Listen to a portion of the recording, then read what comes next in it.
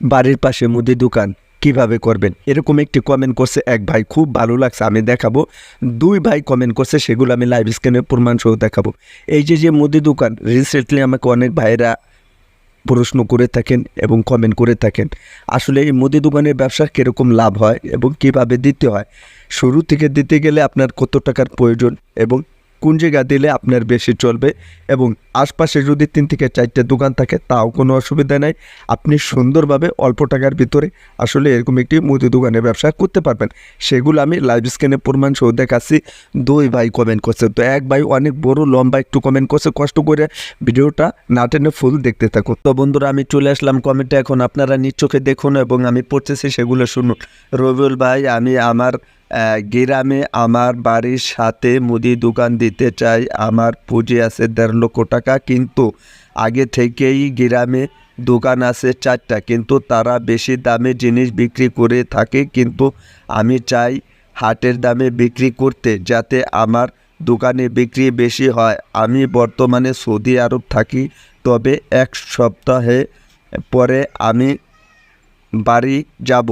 আমি কিভাবে শুরু করব, দয়া করে আমার এই বিষয়ে একটি ভিডিও অতি যন্ত্রভাবে তৈরি করে দেবেন।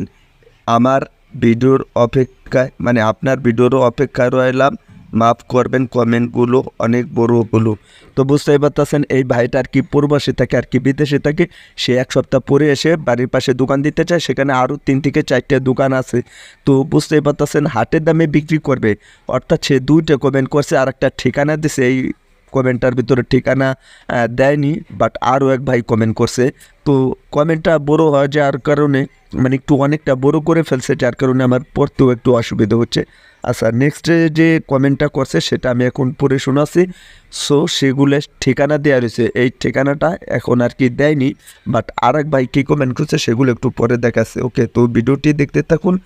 দেখেন এখানে রবিউল ভাই, আমার কমেন্ট, আমার ঠিকানা দিতে ভুলে গিয়েছিলাম ভাই, নিচে আমার ঠিকানা দিয়ে দিলাম। আমার নাম জাহিদ, জেলা বগুড়া, থানা শিবগঞ্জ, ইউনিয়ন কৃষক, গ্রাম পাইকপাড়া।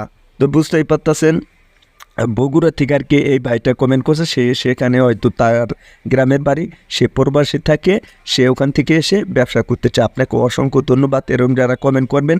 এই কমেন্টের অনুযায়ী আমি একটা ভিডিও বানিয়ে দেবো। এখন আরেকটা কমেন্ট করছে আরেক ভাই, ভাই মুদি দোকানের নাম বাড়ি সাপান, ডিটারজেন্ট টুথপেস্ট ঢাকার কোথায় কম দামে পাওয়া যায় একটু জানাবেন। সো আপনি চলে যাবেন ঢাকা চকবাজার পাইকারি মার্কেট, সেখানে আপনি বিভিন্ন প্রোডাক্ট পেয়ে যাবেন, মুদি দোকান এবং হোলসেলের, এবং আপনি যাই চান ওখানে সমস্ত কিছু কষ্ট করে পেয়ে যাবেন।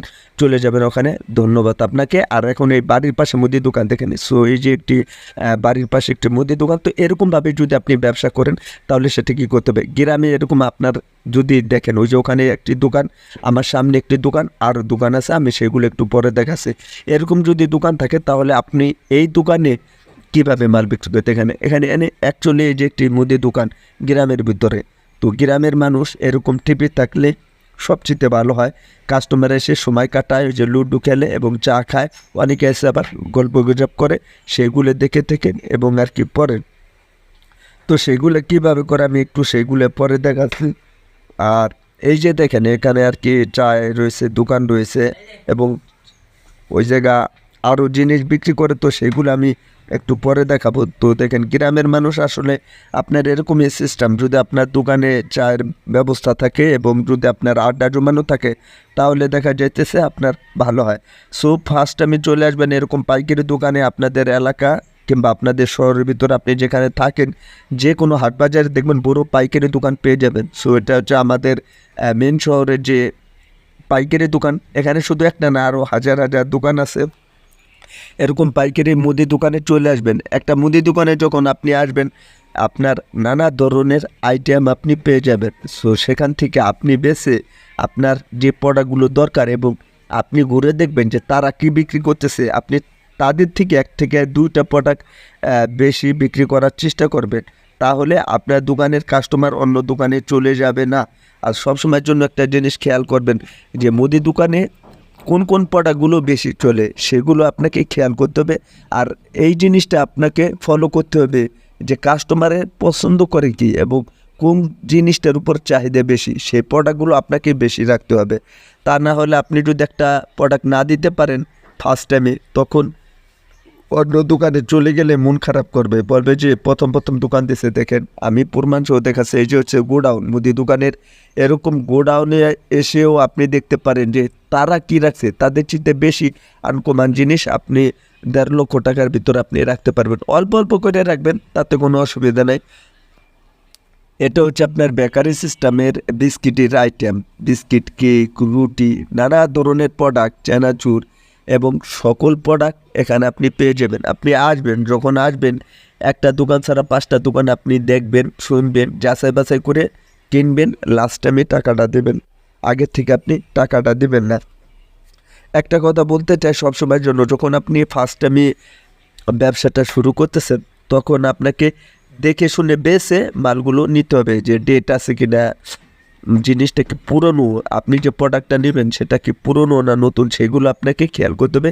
আর এরকম ফ্রিজ থাকতে হবে, ফ্রিজ না হলে আপনার দোকান চলাটা কষ্ট হয়ে যাবে। আর বিস্কিটের যে আইটেমগুলো যতগুলো কোম্পানি থাকবে সেইগুলোর সমস্ত প্রোডাক্ট আপনি রাখার চেষ্টা করবেন।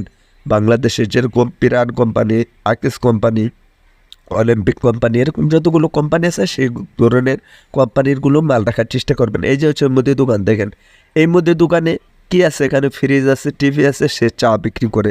বাট আপনি আইটেমটা একটু বাড়াবেন, তাহলে আপনার দোকানের কাস্টমার অন্য কোথাও যাবে না এবং আপনার দোকানে নতুন নতুন অবস্থা আসবে। এই যে দেখেন, যখন আপনি দোকান দেবার পরে এরকম দোকানে কোম্পানির লোক এসে আপনাকে প্রোডাক্ট দিয়ে যাবে। দেখতে পাচ্ছেন এই ভাইটা কলম, ওই সামনে একটি দোকান, আপনার দোকান যদি এরকম হয় তাহলে আপনার দোকানে এসে কোম্পানির লোক এসে মাল দিয়ে যাবে, ওই দোকানে দেবে, আপনার দোকানেও দেবে। দোকান যত বেশি হবে বেচা কেনাও তত বেশি হতে পারে। সো আমি যদি আরও দেখাই, আপনি চাইলে এই ধরনের প্রোডাক্টও বিক্রি করতে পারেন। এরকমটা যদি হয় যে তারা এই ধরনের প্রোডাক্ট বিক্রি করতেছে বাট আপনিও বিক্রি করবেন, আর যদি তারা বিক্রি করে না থাকে তাহলে তো বেশ আলহামদুলিল্লাহ, আপনি চাইলে এই ধরনের প্রোডাক্ট আপনি বিক্রি করবেন, তাহলে আপনার বেচা কেনাটা বেড়ে যাবে। সবসময়ের জন্য আপনি চেষ্টা করবেন তাদেরকে ফলো করার জন্য, যেহেতু 3 থেকে 4টে দোকান আছে, ভালো ভালো প্রোডাক্ট রাখার জন্য এবং নতুন নতুন প্রোডাক্ট রাখার জন্য। সেগুলো আপনি খুঁজে নেবেন একটু কষ্ট করে, তাহলে আপনার জন্য অনেকটা ভালো হবে। সবসময়ের জন্যই আপনি কাস্টমারের সাথে খারাপ ব্যবহার করবেন না, ভালো ব্যবহার করার চেষ্টা করবেন। তারা যদি খারাপ ব্যবহার করে আপনি ভালো ব্যবহার করবেন। আর এরকম যদি আপনি এই প্রোডাক্ট ধরনের রাখতে চান, এটা অ্যাকচুয়ালি শহরের পাশে, যেহেতু আপনার গ্রামের, মানে কিছু কিছু প্রোডাক্ট আপনি এরকমভাবে রাখবেন যে দেখে যেতে তারা অবাক হয়ে যায়, বলবে যে কী ব্যাপার, এই ভাইটা এত প্রোডাক্ট কোথা থেকে আসলো এবং কিভাবে রাখলো। আপনি সমস্ত প্রোডাক্ট অল্প অল্প করে রাখার চেষ্টা করবেন, তাহলে আপনার যে ছোট দোকান এবং তারা যে আগে থেকে দোকান দিয়ে বসে রয়েছে তারা ভাবতেও পারবে না আপনি কোন ধরনের প্রোডাক্ট রাখবেন। মুদি দোকানে চেষ্টা করবেন যে অনেক বেশি বেশি প্রোডাক্ট রাখার জন্য, তাহলে কি হবে যে আপনার দোকানে যে কাস্টমারগুলো এসে ফেরত না চলে যায়।